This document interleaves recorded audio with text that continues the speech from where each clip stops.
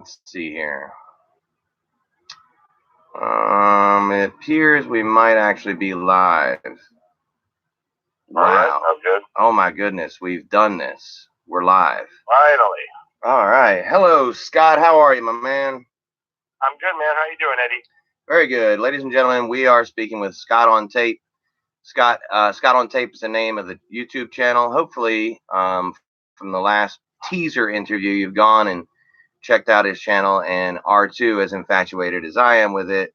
Scott, you seem to be kind of like dead center along my own plane of, sort of what would you call it? Pop culture. Like, you like a lot of the same things I do, from Eminem to your most recent one was Shannon Hoon from Blind Melon. I'm a big fan. Obviously, the grunge culture, the rap culture, the hip hop culture. And you're from Toronto, right? I am, yeah. That's all. Yep, all grunge, hip hop is all my thing. 90s, 2000s, all of it. 80s too. Yeah, definitely all of that. Yep, I'm from Toronto. I'm here now. The video that got me full send recently was the Stand By Me. You did a couple of Stand By Me videos. The particular one that drug me in, and I went down a rabbit hole, man. I'm talking like a 2 or 3 day rabbit hole on your channel. Was the bridge video. First of all, because I don't know that I could have not gone out on that bridge and just like camped out on it. It's like, that's how big Stand By Me was to me. Of course, yeah. But take us through like just take us through that particular video first, and then I want to go deeper into about what gives you the ideas, how you come up with the ideas, and how you plan it and stuff. But for that particular video and that series of Stand By Me scenes, because I know that's a sort of remote area in Oregon. How'd you come up with that idea, and how'd you come up with how'd you find it and all that stuff? Okay, well, actually, it's just south of Oregon. It's in Redding, California, so it's in northern California. So originally, what I planned was, first I was going back to Los Angeles to film for April, and then I thought, no, you know what? I was just there in like January or whatever, so I thought, no, I'm going to do Seattle and Oregon because lots of places I want to see there. And I thought, well, I'm going to go at least down to San Francisco. Then one of my place I always wanted to visit was the Stand By Me Bridge. I wanted to, and another Return of the Jedi filming locations. So they're not too far. They're south of San Francisco. No, wait, north of San Francisco. So I wanted to see those, but two of them are like really further inland. Like they're far from the coast, and especially the Stand By Me Bridge. So my best friend and I had always planned to go there. And anyway, so then I started thinking, well, if I make it down to San Francisco, I've got to go to Los Angeles because I've got friends there. I collaborate with YouTubers there, and I love Los Angeles. So then it turned into a month-long trip into an odyssey. And Stand By Me Bridge was a good 6 hours out of my way there and back to get to. So, and I had to drive to the middle of the night through some really remote forest and logging roads until you reach Redding, California. Because I was filming Return of the Jedi earlier that day, which is in the middle of the Redwood Forest. And, called Chatham Grove, and that's a really weird little area. Not weird, but just hard to get to. So I had no cell service for about 5 hours driving through the mountains. Finally, got to the town, had a little bit of sleep in a motel, woke up, drove to the bridge. It wasn't that hard to get to the bridge in terms of there was some construction, but I knew where it was roughly, and I knew which bridge it was. And it's easy to find it online now, so I was able to pinpoint it pretty well. And then just a couple of dirt roads, actually there's one dirt road. Like, I was surprised how easily I hit where the bridge was. And there's no mistaking it. Once you're in front of it, there's no mistaking that that's Stand By Me Bridge because it looks exactly like it. And it's still, some people go out there and they write their graffiti and all that. And it's extremely tempting not to, to go past the barbed wire. I could have easily gone around the cement block and walked across the bridge, but then again, I thought I could also pull a Vern and almost fall off the bridge, so not to. Yeah, and I saw that it's, I guess the railway itself isn't connected anymore, or was that even a working railway at the time that they made the movie, or was that did they just use it for the movie and then shut it back down, or? No, I believe it was a completely working railway up until sometime in the 90s. And I had asked a person in town about it after I filmed it. I asked them about the area because I'm always talking to people, talking to locals, and they said a lot. They said they get people on that bridge a lot. It's kind of a tourist attraction. And from what I can tell, it was in operation for a long time.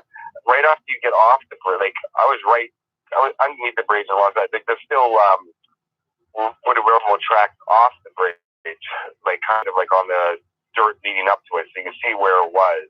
Because in the movie, that's it's not CGI or anything. That's a real train coming towards the kids, but it's also stunt doubles that they used.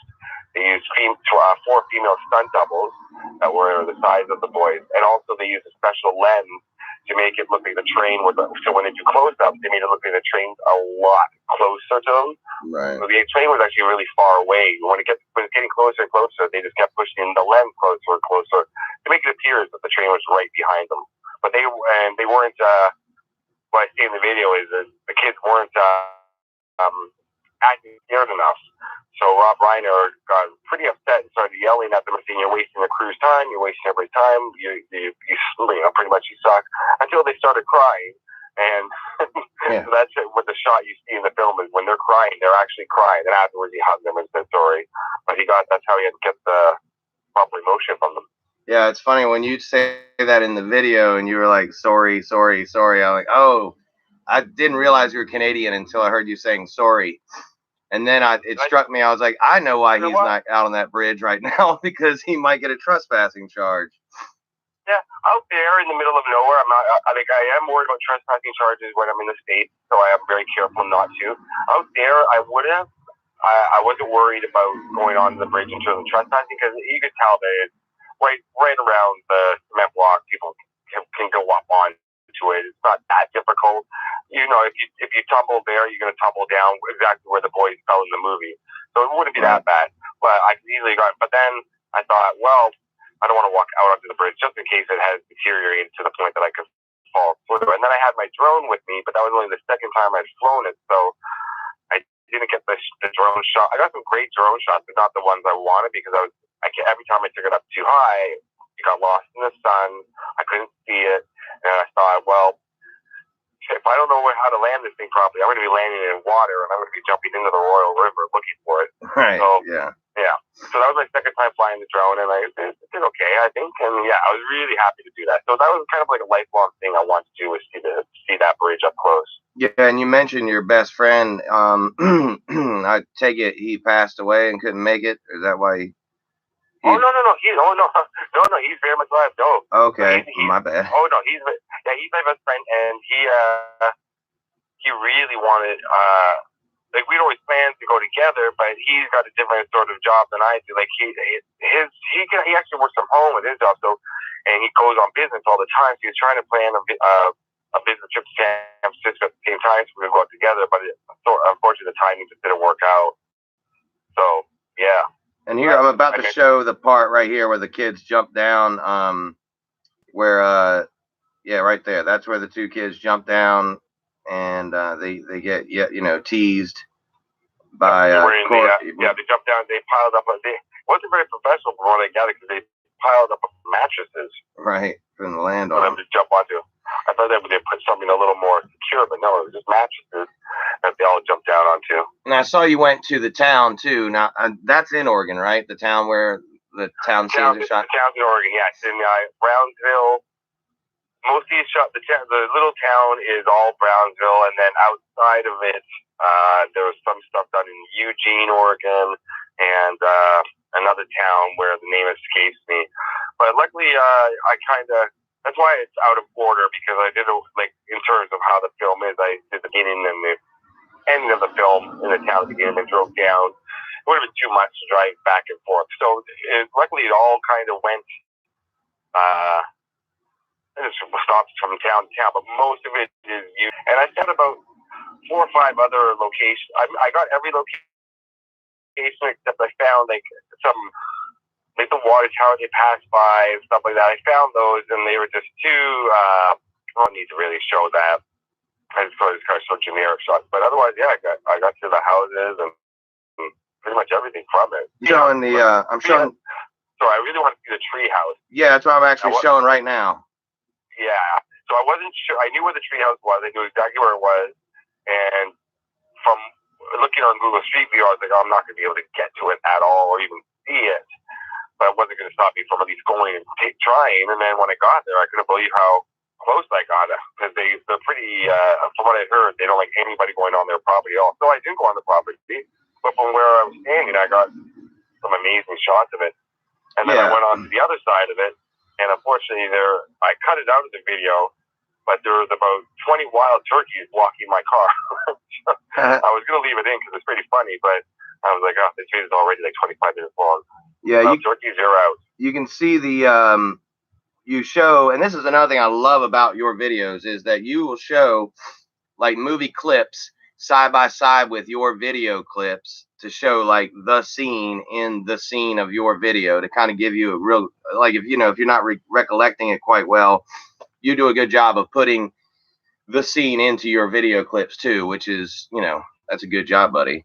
Yeah.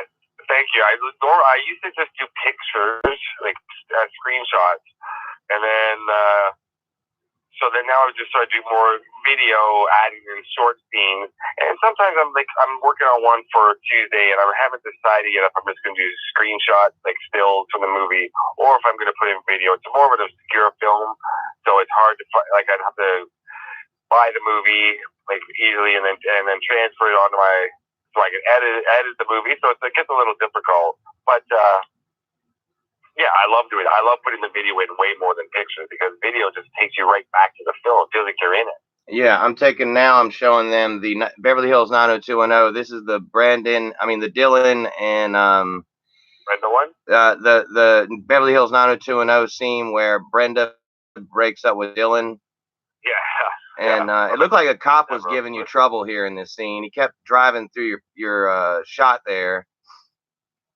Almost like he knew what you were doing, and it makes me wonder, do you get a lot of any kind of pushback when you're doing some of these on site like this? Cause it kind of seemed like he knew what you were up to, and he was trying to get in your shot there.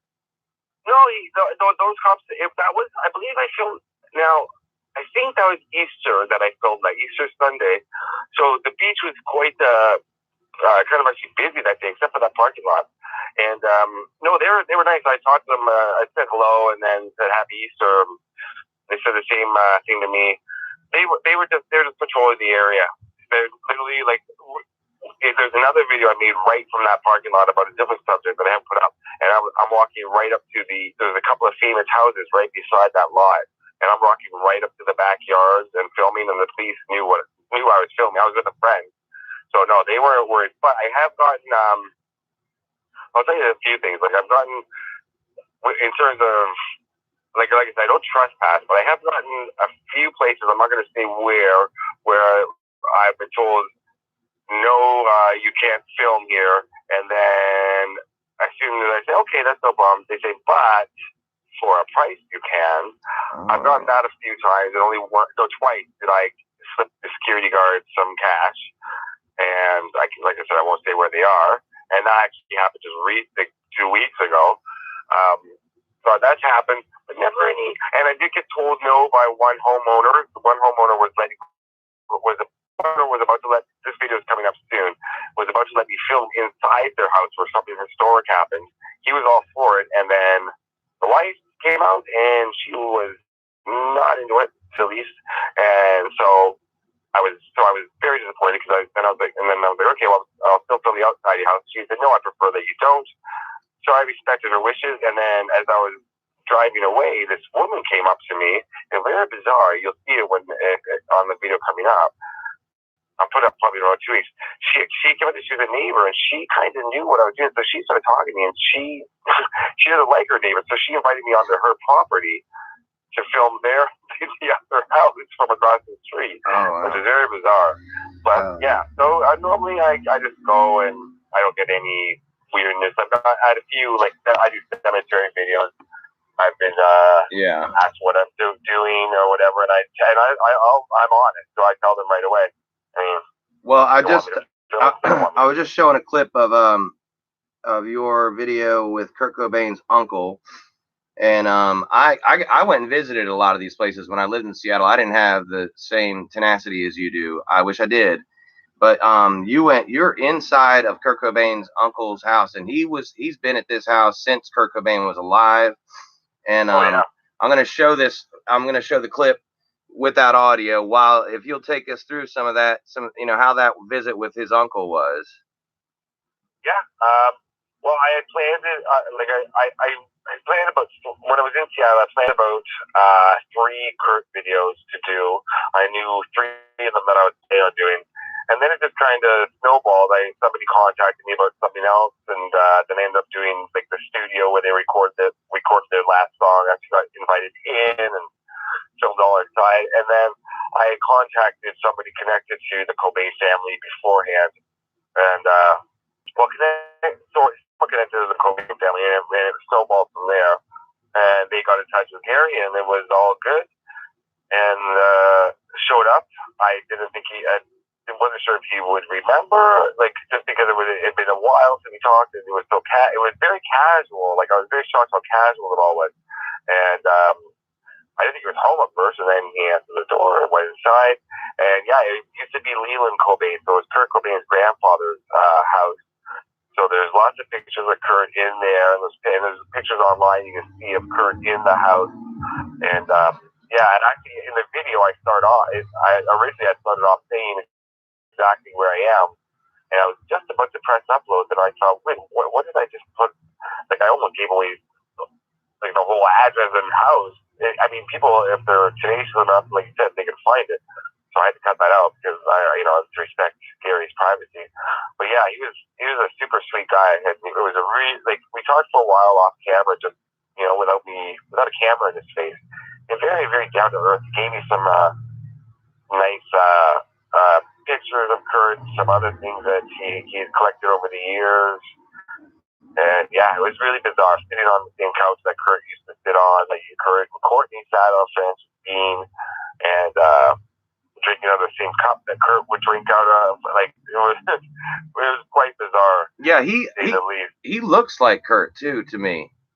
Yeah, like, that's what I said in the video right away. That's what I said to him, and he did a record. He didn't think so, but a lot of people in the comment section keep telling me, yeah, he looks like Kurt Cobain. I'm like, yeah, you should see him up close. He really does. I'm showing the picture of Courtney, Kurt, and Francis Bean sitting on that couch in front of the actual. That's the same couch that's in there right then, and the same curtains, I believe, right? Oh yeah, all the same. Yeah, it's almost everything in the house is from when Kurt was a little boy. Like that's how long Leland Kurt Cobain had lived there, and then he passed away, and then Gary had already lived there with his father, so he's been living there for a long time too. Yeah, I read a book called Heavier Than Heaven and interviewed the author of that book, Charles Cross, back in 2000, 2001, and a lot of those addresses are in that book. I just didn't have first of all, there was no YouTube back then. Plus I was on the radio in Seattle, and I didn't have the sack to go knocking on the doors and be like, hey, can I come in here? I went into the hospital that he was born in, and I went to the school but didn't go in it. I went under the bridge. I didn't really have like what you did there, man, is, I'm like, oh my God, this is the guy who's got the sack I didn't get. And yeah, man, getting to do the things I can't do. I'm not afraid to. I'm not afraid to ever go. Like normally, if I'm going to a place where I'm not sure if I'm going to get inside, or I'm not sure. Like if I'm not sure if I'm going to get inside, I'll go. I'm not going to start a video without knowing where it's going most of the time. So I'll go and knock on people's doors if it's or an office or studio or something. I'll go and ask first, and then if they say no or say yes, then I build the video around that. And if they say no, then I just film from outside. If they say yes, I go inside and do a lot of filming. And then other times I'll go to a location. I'm trying to think of. I did like the cover of Eminem's album Slim Shady LP. I did that in Malibu. And I started showing like where the Beach Boys album cover was, and Britney Spears showed the video there. And then I got involved with this, a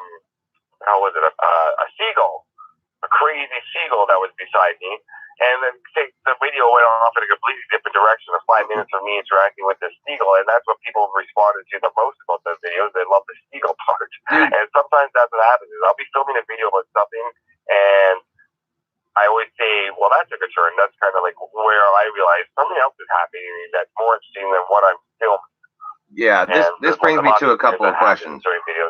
One of the things I like about your videos, you edit them, you have plenty of time, you can do what you want with them, but a lot of times you'll leave those quirky, what could be, some people might say is, me goofing off or messing up or something. You leave that in there, which to me makes it more personable. It feels a lot more real to me that way. And then, it humanizes you a lot more. And then, the other thing I noticed, I watched your Brandon Tina video, which bravo, by the way. I really, really felt your emotion through that video and saw. Yeah, that was hard to make. Yeah, I saw your struggle shooting that video. And if people who don't know, Brandon Tina is the subject of the movie Boys Don't Cry, and it's a stellar movie. The story is absolutely gut wrenching, and it's worth looking into if you don't already know it. But talk to me about that, how you felt about doing that, and was that more of a historical trip for you, or was that more of a pop culture trip for you? How did that feel beforehand and then afterwards going down into Nebraska? Well, a few things. First, Nebraska is a place I'd always wanted to visit. I think I speak about that on one of my Nebraska videos, about 2 or 3 in a row. And Nebraska was a place I'd always wanted to go to because, not just because of the Bruce Springsteen album, but I just always had just like a fascination with the United States as a whole. In certain states, California, Texas, Nebraska, there's certain ones, Vermont. There's always ones that stick out to me. And Nebraska was one I just did because I've heard flat and golden cornfields, and sort of the name Nebraska always appealed to me.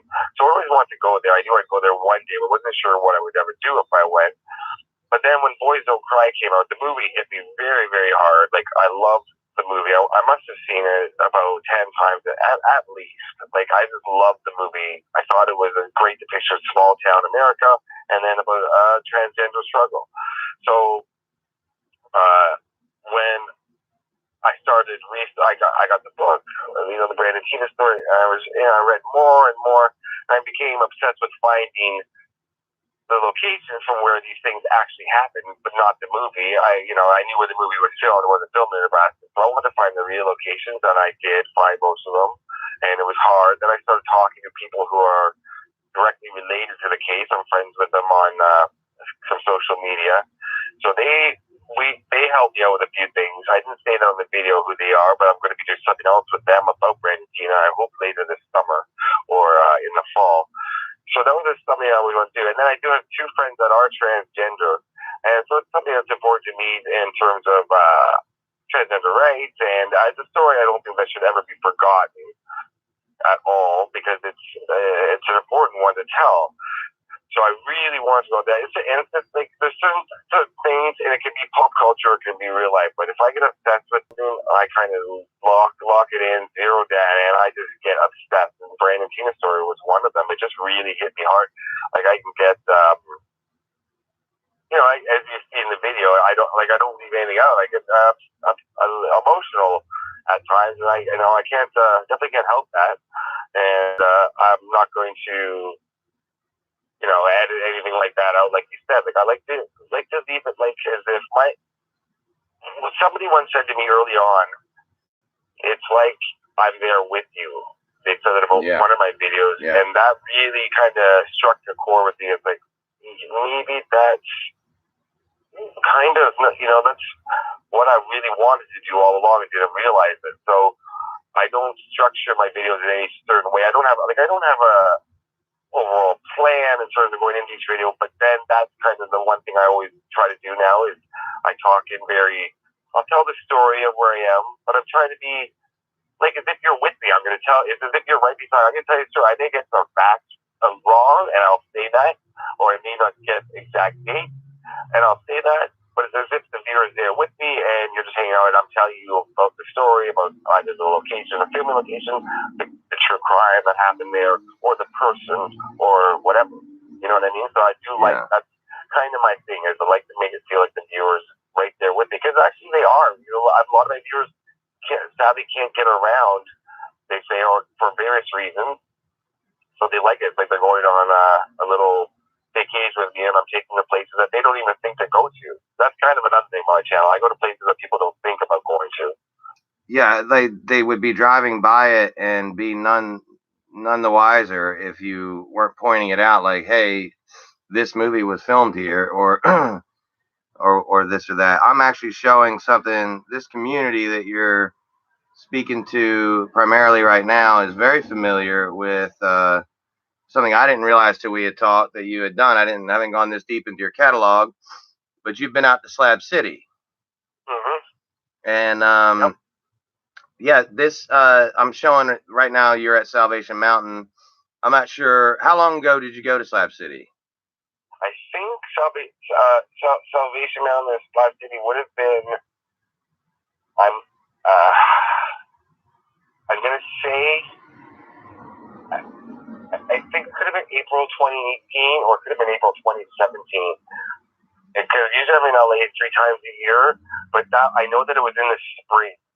So honestly, I'm not sure, but I think it's definitely early on in my videos. Because I went out to the Salton Sea and Slab City, and I think I combined them. Now, one thing I'm going to do is next time I go back to LA and Southern California, is I'm going to go back to Slab City, because I kind of more explored it on my own. I talked to a few residents, but not on camera. This time I'm going to go speak to them some more. Oh, I got you. I got you the hookup. I know you do. I've been watching your I know you do. I know exactly who to talk to. I know exactly how to get you. Dude, it'll be your longest video yet. I don't know. Yeah, there's some long ones. Well, what was bizarre with Slab City was, it kind of just, it's not too far out of this small little, there's the Bombay Beach, or I think it's called, whatever. Then you got to drive further, a little town. Then you just go down a couple of roads, and Slab City's right there. I thought it was really, really further out. But what happened was, I was standing taking pictures. I wasn't showing the videos. I was standing taking pictures, and some kids, like little kids, just came out of nowhere and went up on this stage, like a makeshift stage, and started performing. And they were performing like some sort of musical, like by them making up words, I guess. I don't know. I didn't recognize it as Cass or Annie. I don't know. But I was the only audience member. And I wish, and now I kind of wish I filmed that, because you don't see something like that every day, where you're a stage in the middle of nowhere with a bunch of kids singing and dancing for you. It was really cool. It was an experience I won't forget. Well, of course, Slab City itself is the site where some well, obviously Into the Wild had a big part of, 15-20 minutes of Into the Wild was shot there. There's been music videos shot there, and on YouTube, countless people have taken their, we're talking about those million subscriber channels, have gone out to Slab City, called it the the last lawless place in America, when that's just not true. You can definitely get in trouble with the law in Slab City. I know. That's I saw something, like, I don't watch any other, like, I don't look up videos to do with, once I get an idea, or once I have a bunch of ideas and I go film, I don't check to see if anybody else has ever done them, right? I don't check that, right? Because I don't want to compromise what I'm going to do. But after I upload my video, I always check to see where it is on YouTube rankings and stuff, and how it's doing. And then a bunch of other videos will pop up about the subject, I guess. And I see some like Slab City in the city. I'm just like, what are you talking? I saw more police presence out there. I'm like, I got stopped by Border Patrol twice going in and out. Yeah. Like it's not a lawless, crazy area, and people are very normal. They just want to live normal lives there. I talked to about 3 different people there, and they were very sweet and regular. I envied a lot of them living out there. Oh, I don't think I could do it without Wi-Fi, and only going to get water and stuff from like once a week, or when the bus comes once a week. Yeah, I have some Slab envy. You're talking to somebody who's got, because I'm on, like, I would call this the fringes of Babylon. I am in the society, but I'm definitely on the fringes. Just my way of thinking isn't always, I feel like we should just be can't we all just get along? You know, I'm one of those people, and as long as I'm not hurting you, you know, what I do, or you're not hurting me, we should be, you know, we should accept each other for who we are, for what it is. Right. But yeah, and you actually said that in the Brandon Tina video. It was very much sums up my way of thinking too. It's like, and I think a lot of the Slab City, that's what they're about. They're just like, hey man, as long as you're not hurting people, have at it. And Yeah. I love that. But that's what I fell in love with about the Slabs. And then I found some YouTubers that are in the Slabs who definitely reiterate that point. Community Cause is probably the number one Slab City YouTube channel to start with if you want to get, you know, when you go back, look him up, hook up with him. That'd be the dude to hang out with, and you'll get the best video about Slab City on YouTube through that fella right there. He's actually been in Lil Yachty's video. Uh, Lil Yachty with that. Yeah. That's really cool. Yeah. I forget the name of the. Somebody in the comments will say it. Matter of fact, Cause might even be in there. He'll say it. Somebody knows. They'll put it in the comments. But yeah, dude. I wanted to ask you, when you go to cemeteries to look for famous people who are in the cemetery, do you challenge yourself to find the location first, or do you?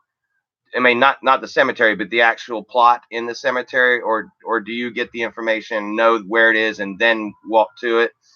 I know for me personally, when I was in Seattle, like when I went to Hendrix, I didn't want to know where it is. I wanted to find it on my own. Yeah, most of the time that's exactly what I do. I'm trying to challenge and I'll say that I've got a lot coming up where that happens, and like I will, because I could, for one thing, I do have an American plan on my phone, so I can't just, but it doesn't cover unlimited data, so I can't just turn on my phone in the middle of a cemetery. I can't just turn on the data and pinpoint the exact, or Google, find out exactly where it is. I mean, I could do that in advance in a hotel or something, find out. But no, I generally just get the cemetery and the lot number. Now, sometimes I'll go to the office and ask, like I did in Dayton. Was it Dayton? Yeah, Dayton, Ohio.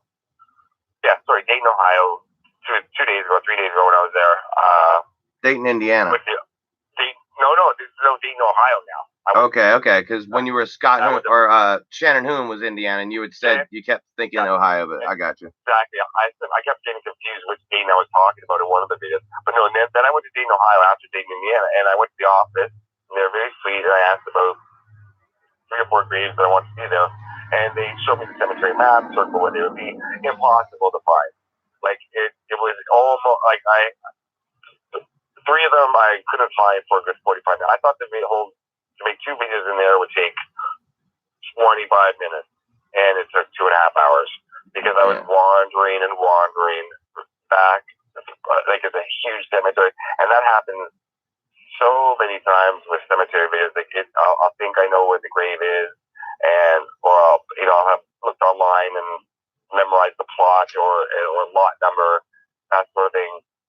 I know, like Jay Sebring, I did him. He's one of the Manson murder victims. I did his grave in Detroit 2 weeks ago, and it's a small cemetery, and I kind of knew the general area. Almost impossible. Like an hour and a half, I was looking. Yeah. And I didn't think I would play. And other times, like Bruce and Brandon Lee, easy to find. Hendrix, now they have the huge memorial up, so it's easy to find. And I did excuse me, I did somebody coming up very soon who was on the Howard Stern show, so you're going to see that coming up very soon when I get that done. And I thought this grave was going to be very hard to find, and I was driving by the road where I knew it would be, and boom, spotted it within 3 seconds.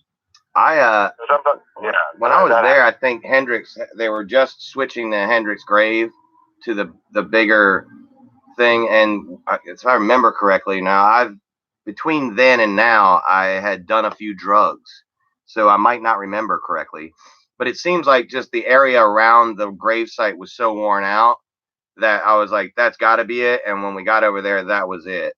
But yeah, I think they have switched the Hendrix site now to where there's like a big big marker now, like an obvious marker. It's huge. You I saw it from the street before I even started. Yeah, right. And then Brandon, I've been to Brandon and Bruce Lee's, and they got like that, like red and black sort of like, what is it, marble or what kind of stone is that? It's like a gray and black, I believe it was. I think was it? I think it's gray and black. Remember, I'm gonna go with what you're saying because I have drugs in between the time I went and now. I had a period of time where drugs messed my head up, so it probably is gray and black, but they're like real nice, rounded off. They look like they almost. I believe they are marble. Yeah. And see, once I did Hendrix, as I was driving away, about an hour later, I was at a I was at a Starbucks or somewhere, and I was like, wait a minute. I was going to go to his original grave, too, because there's still a marker down where his original grave was, and I completely forgot. And sometimes that happens. Like, I completely forgot to include that in the video. I completely forgot to go. I was in San Francisco, and one of the whole reasons, excuse me, some of this dust coming in from the window. I haven't got the window open. I went to San Francisco for a few reasons, but I wanted to shoot one specific thing.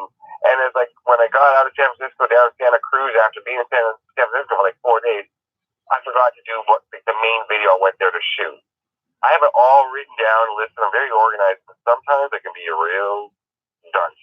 And I'm just like, how did I forget to film one of the main reasons I ever wanted to go to San Francisco? But that happened. Yeah. And another thing I do is once I film something, I don't watch the footage when I'm there. I don't watch it even usually that day. I try to get at least 3 to 4 hours, unless I'm in Los Angeles or like somewhere I'm staying a long period of time. I try to get as far away as possible from where I just filmed. This is something I do for myself, so that I can't go back and reshoot. Because I know myself, I tend to start thinking about other things that were second guessing myself. If I'm 30 minutes away, I'll turn around. Right. And if I'm 30 minutes away and I check what I filmed, I should have done this. If I'm 30 minutes away, I'll turn around and go back and refilm it. So I try to get far away from each location. I haven't checked, but did you? I saw some of the places you went in Seattle. I haven't watched all of them yet. But did you go to like When Harry Met Sally down on the water? You mean Sleepless in Seattle? I mean Sleepless in Seattle. Yeah, duh. Eddie. No, I didn't. No, I was going to, and then I thought, well, the iconic location from that, of course, is the Empire State Building, and like that, where they meet at the end. And then I thought, you can't go on to the boat. If the boathouse is still there, you can't really go on to it. I'd only be short from far away, and I was close to it. And I thought, well, another thing I do is when I do filming locations for movies and TV shows, if you notice, I always try to do, if I don't do every location, which I've done for, I think, 5 movies now. There's another one that I haven't finished editing yet, where I've done every location. Yeah, we're about to talk about one of them. Yeah, but what I do is I try to include 3 locations from a movie. So Sleepless in Seattle, all I could think of for iconic location was Empire State Building, the boathouse, and then there's other stuff they had, like I think the Pike Fish Market, but it was too generic in terms of showing that. I was like, Well, Gasworks right there on Lake Union. That's also a Ted Bundy spot. That's what I was gonna go with. That was when he was in the university there, he murdered, abducted women and murdered them over there. Like if you were there, so the Gasworks area that's up on that hill overlooking Lake Union. Oh wow. Yeah, that's Ted Bundy ground over there too. So if you do go back to Seattle, I might be able to help you with a few other cool places to check out. And we got a cool thing that Scott on Tape may actually help me to be able to influence one of his videos next year, having to do with an iconic music legend. And that's all I'm going to say. Imagine that. Anyway, I'm going to play something else without sound here, and I want you to talk about going to you were talking about multiple locations, and you've been to them all, and I'm pretty sure you've done all of Greece, right? I have, yeah. All right, I'm going to play my favorite Grease video that you do is the one where you go to the high school that's still basically the same place it was, that it was during the movie. Like literally the principal's office is still made of the same wood and the same doors and everything else. I'm gonna play that and just talk about like being there and having like the same, like how'd that feel, man? That was so okay. That's the latest one I did. I just did that one. That was about April 24th or April 25th. That was the day I was leaving LA. So I'd been out to that school 7 or 8 years ago, and I went with my friend. We drove so far during rush hour, it's crazy. And my friend was into it, but not as much as me. He's like, "Why are you obsessed with this movie? Like, I liked it, but I don't even remember it." But I'm like, "No, I got to see the school. I want to go inside." This before I did YouTube, and nobody answered the door.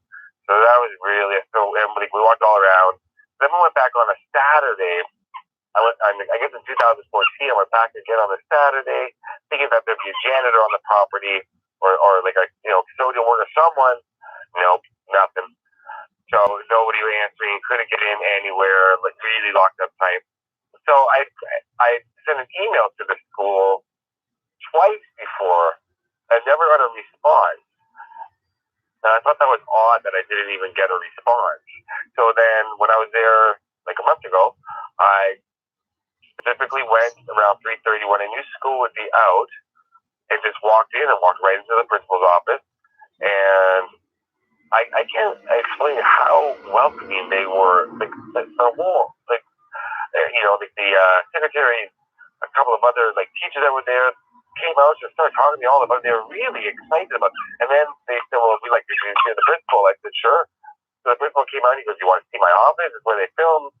And I really hit it off with him. And he gave me he had someone take me around the school. And show me all the locations I want, and then spend as much time as you want. You have the run of the school wherever you want to go. And really, really nice. And then as I was leaving, I went back into the office because I got locked out of the school. Then somebody, like a custodial worker, let me in, but there were still kids kind of wandering around. There were more kids like on the field and stuff. So I was down the main grease hallway by myself when the lights were off, and I was like, "Well, this is bizarre now." And then I went into the office to take the final pictures. Like everything was just kind of open. And then I talking to somebody on the video, then the principal went, "That's Scott." And I said, "Hey, you're still here." So I went and sat with him in the office again and talked. This was Garibaldi, and what a great guy. And then we went outside and talked. We took some pictures together. It was very, very, it was more than I imagined because I've been trying so hard to get in there for years. I never thought in a million years that I would get a guided tour, then a self-guided tour, and that they would be so accommodating. And he said he never got my emails. So, which I believe him because I'm a texter. I suck when I send emails. I always get an address wrong or something. Yeah. We're in that classroom that was shop. The shop I'm showing in the classroom right now that was the auto body shop. Yeah, and it's it literally where Grease Lightning was actually. I mean, that's amazing that it's almost exactly the way it was then. Yeah, and I actually delved deeper into it afterwards because I was doing some research on it after I'd uploaded the video. I still I don't watch my videos afterwards, but I still think about them. And then because I had seen something about Grease, and I looked at it and I thought, is that big enough? Like I knew that was where they shot the before scenes and after scenes, like not the scenes in white where they're all they're all painted white in the car, a supercar. Mm-hmm. I wasn't sure if I was like, did they film that part or just the beginning and ending? And then I looked at the windows again. I'm like, no, that wasn't a studio. Like that part, they must have just dressed the room to look like it. Because somebody said to me, no, that part was shot in the studio. And then I looked at it and said, well, look, I matched up the windows perfectly, unless the studios did that too. But regardless, that's where they shot it. Yeah. Yeah, it's amazing. And then the gymnasium, that was my biggest one. That was if they had just showed me, if they had just given me permission to go to the gym, that's what I was expecting to film. I would have been just as happy. But I'm so glad I got to see everything else. But it was the gym. That's my favorite part of the movie. That and Grease Lightning are my two favorite parts. So to be in the gym where John Travolta danced with Cha-Cha like that and was Sean and Oz playing, oh my God, it was crazy. Yeah, it's so amazing, dude. And this is, for me, nostalgia speaking, this was the one that blew my mind, that in 2019, this place is still very much intact. Now, at the end, you did give some bad news as to the future of, particularly the gym. Do you think that this will be auctioned off? Or they'll auction off like pieces of the floor or any of the parts of that movie, because that'll bring some money. Well, the first time we're talking about that, he asked me if I thought it was a good idea to auction it off, and I said of course. I said there's millions of Grease fans around the world who would give that, and I've already got my piece picked out. So just so you know, when anybody else, there's a certain part that I want. So but yeah, like it is sad that it's gonna happen fast. It's not gonna be like 2 years from now. It's gonna be within a year. Half that school is going to be taken down. But yeah, he said that they would put the floor separately aside. He would give it because it would raise money. I mean, what school doesn't need extra money? Right? Oh yeah, that whole floor, it could probably be sold as one piece. I think they did the same thing with in Seattle. They did the same thing with Key Arena. They sold the whole floor, if I'm not mistaken. Like piece by piece, or the whole floor? They sold the whole actual floor. Oh really? Yeah, I think. God, man, what am I? I'm botching that, but I'll correct it after this later. I'll go look up what exactly I mean by that, and I'll fix that. But yeah, there, people with tons of money, they'll buy it in pieces, but they'll buy the whole thing, and then they'll either put it in their gym because they have one because they're rich, or they'll keep it in storage and maybe later on even sell pieces of it themselves. But yeah, there are people who will buy the entire floor. I know for sure you could get somebody to buy like that. The principal's office, do you know if they're going to take that apart? Did he talk about that? No, that building is staying. That's the main building, and it's just, I believe it may even be a historic site, but that part's staying. Okay. The main building's staying, but they're tearing down definitely the gym, and then there's another building beside it, and then I think that weird building that looks like a silo in the background. I think he said they're taking that down and redoing the field. But there's a lot of buildings on that property. But yeah, it's a much smaller space. But the Saturday Night Fever dance floor, that's been sold to one person, not a private auction. So somebody owns that dance floor. The gymnasium for Grease, that'd be a lot for one person. I don't know where you put that. You have to be a millionaire. Well, you could get it in pieces, probably delivered. Let me just reset. Also, we're talking to Scott on Tape. SCOTTONTAPE. Scott on Tape. Scott does basically. He goes places where movies were shot and then recreates scenes, puts it side by side in video, and shows you here's where they shot. The Stand By Me bridge. The when they crossed the railroad in Stand By Me, this is where that happened. We just got done talking about Grease. Check his channel out. Scott, do you fund everything from your job in Toronto, or do you get donations? Do you have a Patreon? Are fans able to help you do what you do? Yeah, so far I've been like I said, I didn't take a vacation for a good I didn't do anything for 11 years. I didn't leave Toronto except for maybe like some cottages up north. So I didn't go anywhere. And then I started then I worked a lot and saved and been at the same company for a long time. So basically just take off whenever I want, but that's getting a little more difficult because of work commitments. But yeah, I fund it all myself. I do have a Patreon, and it's patreon.com Scott on Tape. So I do upload extra videos there, and I'm going to start putting up I upload like behind the scenes and me getting to places and me talking about places and showing how I travel, things like that. And soon I'm going to start putting up extended cuts there of videos, and also videos that I'm not going to put on YouTube, which would be just as popular. Like if I put them on YouTube, they'd be popular, but I'm going to put them up just for Patreon for supporters who support me, because it's now I'm at the point where I've almost run out of funds to keep going. So Patreon is something that's come in handy in terms of that. So now I have to regroup here in Toronto for a bit. I've got 2 months of videos that I filmed from California, Indiana, Illinois, you name it, Detroit. Yeah, how many states? How many states you been to in the United States? I've been to 44 states. There's 6 left. Phew, that's more than me. Yeah, I've got 6 left, and I want to do them. But also, there's states that, like, I've been in New York City many times, but and in the past 2 years I've been in New York City twice, and I filmed so much, but the only video I put up was a Michael Jackson bad location. But I filmed so much, like, New York's so crazy. I don't finish them the way I want them, so I got to go back to New York to do it again. Even though I've been, so even though it's the place I've been, I got to go back. So in New York, New Jersey, there's just a wealth of places down there I want to film and get to, and film again and stuff, and places like that. Tennessee is another favorite state of mine, and wow, Tennessee, that's interesting. Well, all right, Amber's got Amber wants to know what are the 4 states or the 6 states you haven't been to, and and then I want you to I know the reason why you first went to New York City, and I want you to tell that story, and then we'll wrap this up. And also, I want to let people know we're going to have Scott on, maybe, monthly or bi-monthly, as he's in the States, as he's going around shooting some of these videos, to kind of come on and let us know, hey, coming up, I got a big video coming from here, or here. He's going to give us little sneak previews as he does what he does. So sure, yeah, because like when I was going, like, even in a couple of weeks, like I get I've only been back in Toronto for 2 days, and I've already got the itch to go. Like I'm going to film a launch.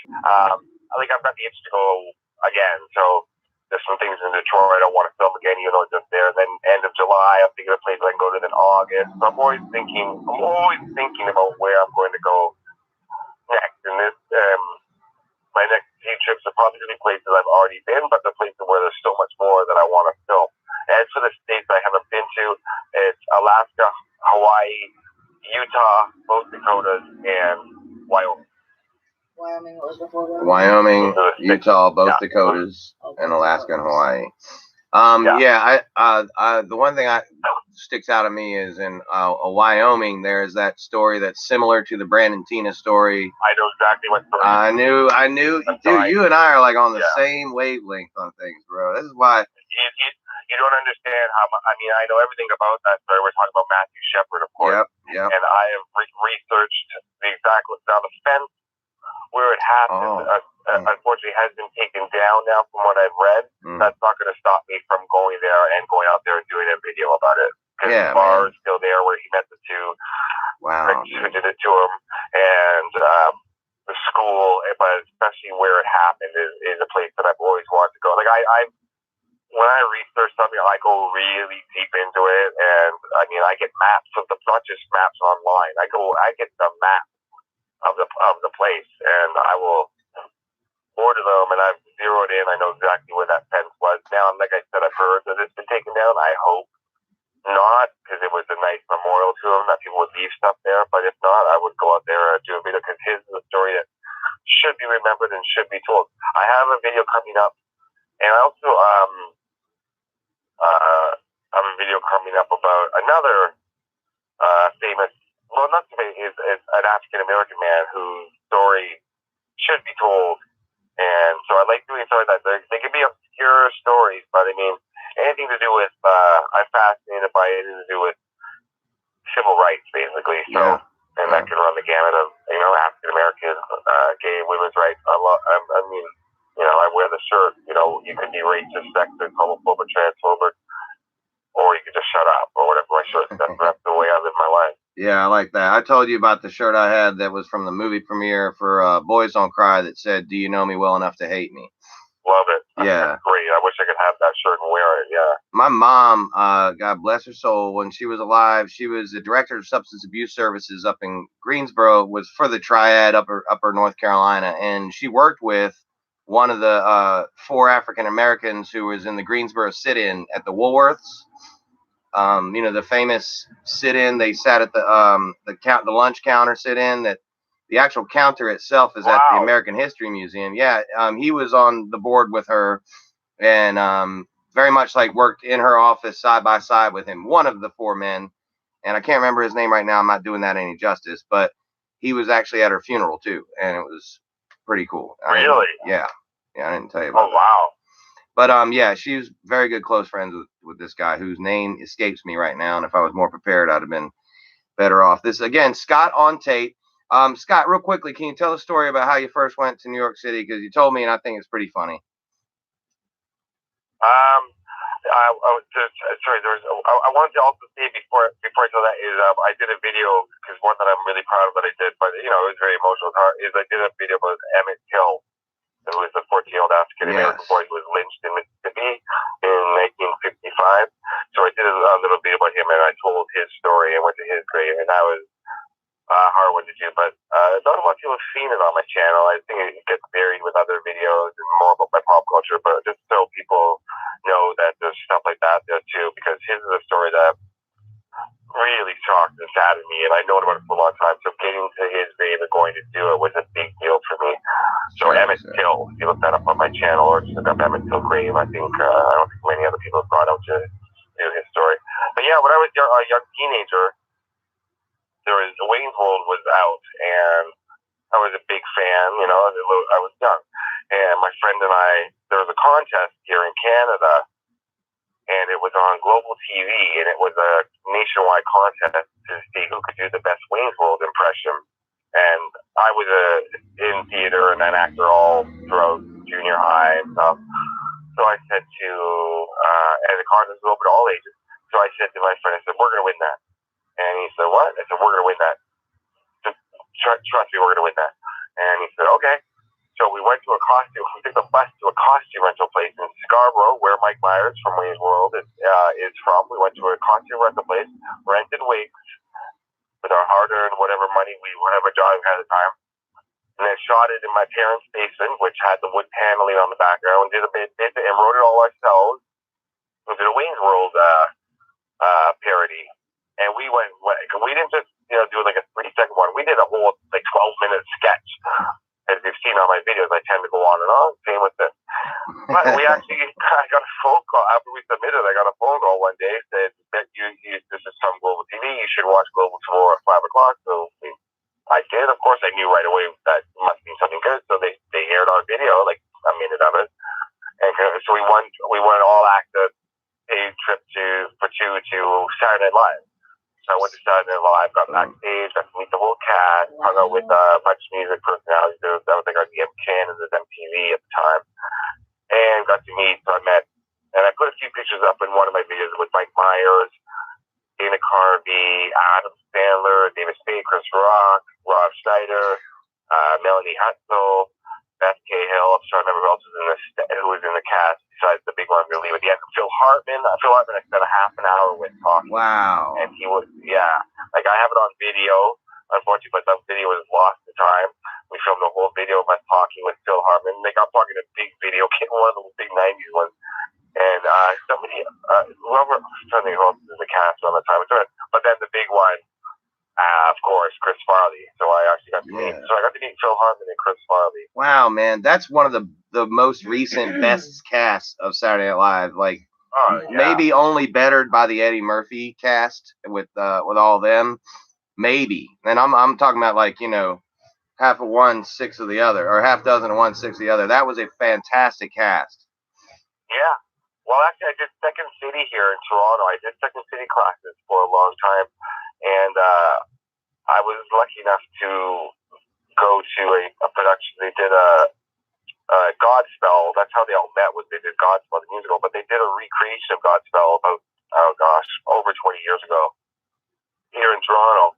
And because I was taking the Second City classes, I was volunteering or doing something with it. So I got to meet Martin Short, Joe Flaherty, Eugene Levy, Catherine O'Hara. I got pictures with all of them. It was amazing. And John Candy, which was absolutely amazing. Legend. Yeah. So I've got, I'm going to, every now and again, I put those pictures in because those mean a lot to me. I'll put them in the video when they have to do with, the subject matter. But yeah, it was weird how I got to meet the cast live, and then literally 3 years later, the cast of SCTV. Wow. That was really cool. And it was just amazing. And then the next day I got mugged in New York City. So that was a nice first trip. That evens it out, Yep. Now you're officially a New Yorker. It's all going well until they got my $500 American prize money. No, get that I laugh about it now, but at the time, I was such a super hothead. We had no supervision. We were like 16. We had no supervision in New York City. It was crazy. I was trying to go after the mugger, and then his friends were watching the crowd. It was crazy. Like, what was I thinking? Nowadays, if I were to get muggered, I'd be like, yep, Jay, put anyone, I'm out. Right. You don't mess around. But yeah, we to the bar that they had the axe for. He wouldn't let us in. And even Chris Rock was vouching for us. Like I said, he was like, saying, no, these guys are okay. These guys are okay. They're coming in with me. And the bar was like, we can get shut down. Nope. Yeah. We stood out in the cold while we watched through the window while the cast party. Oh, that's still a cool story though. Chris Rock, still cool. You still got Chris Rock to vouch for you, so at least you got that. Yeah, and I wanted to wrap this up by saying something I completely what?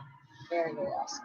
Yeah, it is very awesome. But I wasn't just gonna say the old cliche that was awesome. I had something actually to say and my mind just brain farted, but that's what happens. Again, I'll blame that one on my history with drugs. I'm not on them now, so that's a good. We're off to a better start. The next time I'll remember everything I was going to say. But no, man, Scott, I could do this with you forever. I love talking to you, man. I've had pre-interviews with people before where, we chit chat 10, 15 minutes and then we're like, all right, let's do this. Scott and I have had at least an hour and a half, probably close to it, of pre-interview talk just because we get going on a subject and we're like, oh, did. So yeah, man, I'm like definitely like. I'm used to being the one I'm so used to being the one asking questions. So I love to talk and I love to ask people questions and so you're very fast. You're fascinating to me. And you have a lot. All the stuff you were telling me the other day when I was driving through Ohio or Indiana, wherever it was great. Yeah, man. Stuff that I'm interested in that I didn't know about. So yeah, I love talking to you too. So yeah, we'll figure out the next time, and I'll be down. And I'll get you caught up on that story too, man. But definitely, man, let's keep in touch and let's keep doing this, brother. I'm gonna be talking about your channel even more often now that we've gotten this. I've got the introduction to the community I normally speak to. Like, and anytime I see a good video of yours, I'm be like, hey, the latest Scott on TV is excellent. In fact, I do like the most recent one. I'm a big Blind Melon fan. Not as big Blind Melon as I am like Nirvana or any of that, but I am also a Blind Melon fan. Now I remember what I was gonna say. He's a big Eminem fan. What's your dog's name? Slim Shady. Call him Shady. And if you're an Eminem fan, I've got. I just did a big. I went to the Trump locate where he did the Trump cipher and actually got inside, and everything you see in that video is just me on the spot freestyle rapping about stupidity. So you can watch that and say this guy's an idiot or this guy's made it kind of funny because it was all made up on the spot because I didn't think I was ever going to get in there. But then I've got about 2 or 3 new Eminem videos I'm doing, and one place is gonna blow people's mind when they see where I am because it's kind of crazy that I got to go where I did. So look for those if you're an Eminem fan or just a music fan or a pop culture fan. Yeah, and I feel like you probably got a lot of Eminem maybe just sort of in your back pocket because he is right across. Well, a lot of it anyway is right across the river there, right? Right across the lake anyway.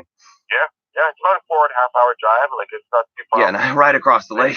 It's like right across an ocean, but yeah. It's 4.5 hours. It's about 4 hours now because with the highways are smoother now, so it's easy to get to Detroit than it was. And yeah, I love going back and forth to Detroit. I can always find something to do with Eminem. Like some of my Eminem videos hit 50,000 views, 10,000.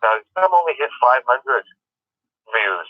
My bigger ones hit 50,000, and it's fine with me because I get a kick out of going wherever Eminem's been. So it doesn't, Yeah, man. I would love for more people to see them, but if they're not an Eminem fan, at least they try to make the video entertaining. Yeah, it's another one I saw. Actually, went to a house that wasn't there anymore, I believe, and like you sort of recreated where the house was, and I don't know if a stoop was still there. You were sitting on the stoop. Sorry. It's where he was sitting on the stoop. That's right. It was I can't remember what the house was from. It may have been was the house off 8 Mile? Yeah, it's off of 8 Mile. It's the house that's on the back cover of the Marshall Mathers LP, his second album, and on the Marshall Mathers LP2, it's the house that's on the cover, and then the stairs that he's sitting on the back cover and also on the inside sleeve, those stairs to the porch he's sitting on, I have those stairs, those cement stairs. Oh, you own the stairs? Yeah, I own the top one. Yeah, the top one that he's sitting on. That's awesome. The house burned down because 2 fans, stupid idiots, went in there and partied and left either a blunt or cigarette burning, and it burned down. So I was there about 2 weeks after that. It was a pile of, not smoking rubble, but a pile of rubble. Half of it had been taken away. And then I was standing there, and then I saw the steps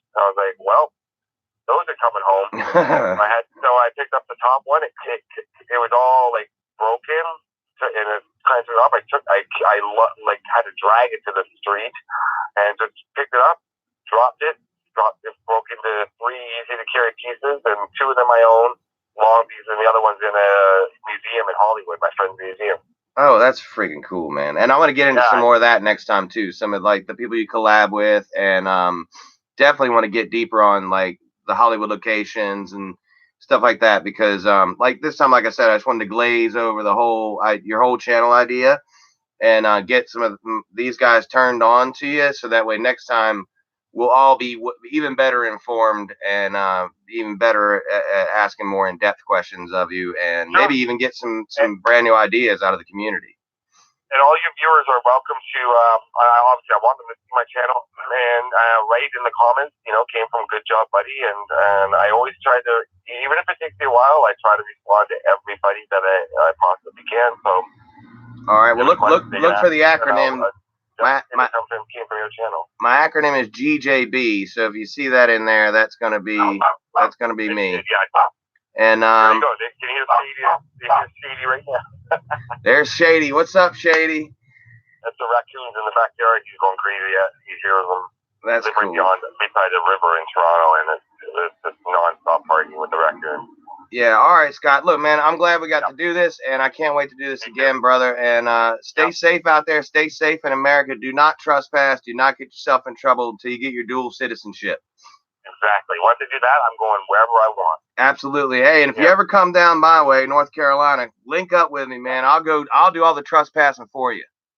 That's good. You can do some of the driving. I love Charlotte. I have a friend in Spartanburg. That's close to you, right? Yeah, it's like an hour and a half, roughly, the most. Yeah. I go down there for the Panthers training camp. I take my son down there, and that's awesome. Yeah. I drove through Charlotte twice. I went to Athens a couple of times. I'm a big REM fan, so I've driven through Charlotte a few times, and it's a great city. You're lucky to live down there. It's nice and hot. Yeah. Okay, Eddie. It is. All right, Scott. Thank you, my man. Everybody who's listening, thank you, and hope to see you on my channel. Thank you, dude. Scott on Tape, y'all. Check it out. SCOTTONTAPE. Scott on Tape. Thank y'all for coming, and we'll talk to him again soon. Okay. See you when you're ready. All right, brother. Thank you, Scott.